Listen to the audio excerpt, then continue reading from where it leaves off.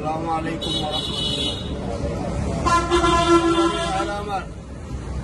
আল্লাহ পাক রব্বুল আলামিন কোরআনে কারীমের মধ্যে বলেছেন, উলাইকা হিজবুল্লাহ আলা ইন্না হিজবাল্লাহি হুমুল মুফলিহুন। বাংলাদেশ খেলাফত যুব মজলিস প্রতিষ্ঠা লগ্ন থেকে যে আদর্শ বিশ্বাস করে, যেই আদর্শের জন্য জীবন দিতে প্রস্তুত থাকে, সেটা হচ্ছে আল্লাহর জমিনে আল্লাহর দ্বীন প্রতিষ্ঠা করা। কাজে আমাদেরকে যুব মজলিস আমরা যারা করি, আমাদেরকে সেইভাবে তৈরি হতে হবে। আমরা আজকে অল্প আছি, ইনশাল্লাহ আমরা একদিন এমন দ্বিগুণ হব যেদিন বাংলাদেশের টেকনাফ থেকে তেতুলিয়া পর্যন্ত গোটা বিশ্বে মুসলমানদের শাসন, আল্লাহর জমিনে আল্লাহর খেলাফত প্রতিষ্ঠা হবে। কাজে আমরা মনোবল হারাবো না। আমরা হচ্ছি সেই বীজ যার মাধ্যমে খুদার জমিনে খুদার দিন প্রতিষ্ঠা হবে।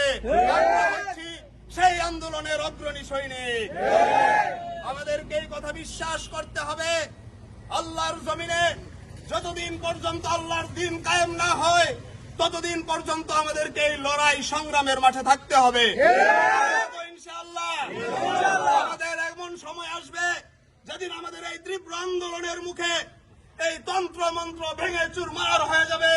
সেদিন এই আল্লাহর জমিনে আল্লাহর কালিমার পতাকা উড্ডীন হবে।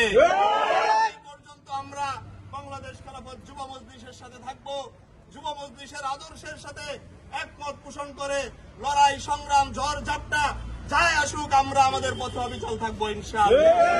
আল্লাহ পাক রব্বুল আলামিন আমাদেরকে তৌফিক দান করুন।